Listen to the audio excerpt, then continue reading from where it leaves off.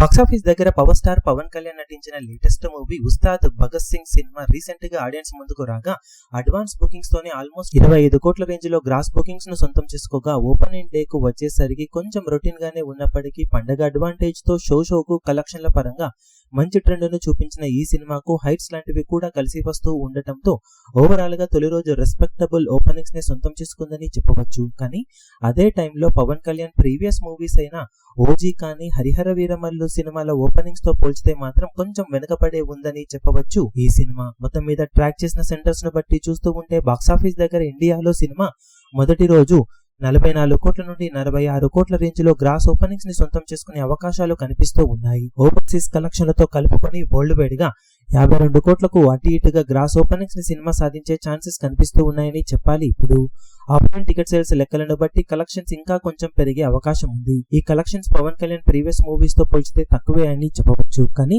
Buzz అనుకున్న range లో లేకపోవడం, టాక్ కొంచెం ఓకే అనిపించే రేంజ్ లోనే ఉండటం, దానికి తోడు నైజాం లో టికెట్ హైక్స్ లాంటివి లేకపోవడం వలన కలెక్షన్లపై ఇంపాక్ట్ పడింది. దానికి తోడు దురంధర్ 2 రమాస్ ర్యాంపేజ్ ముందు కొంచెం స్లో అవ్వక తప్పలేదు. ఉస్తాద్ భగత్ సింగ్ సినిమా అయినా కానీ తొలి రోజు కలెక్షన్ల పరంగా మంచి ఓపెనింగ్స్ ని అందుకున్నప్పటికీ మరీ ఎక్స్పెక్టేషన్స్ అయితే మించిపోలేదు.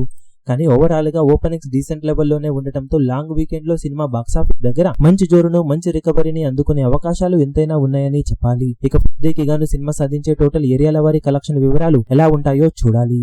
ఈ వీడియో మీకు నచ్చినట్లయితే లైక్ చేయండి, షేర్ చేయండి, ఛానల్ ను సబ్స్క్రైబ్ చేయడం మాత్రం మరవకండి. ఏ చిన్న అప్డేట్ ను మిస్ అవ్వకూడదు అనుకుంటే బెల్ ఐకాన్ ను ప్రెస్ చేయండి.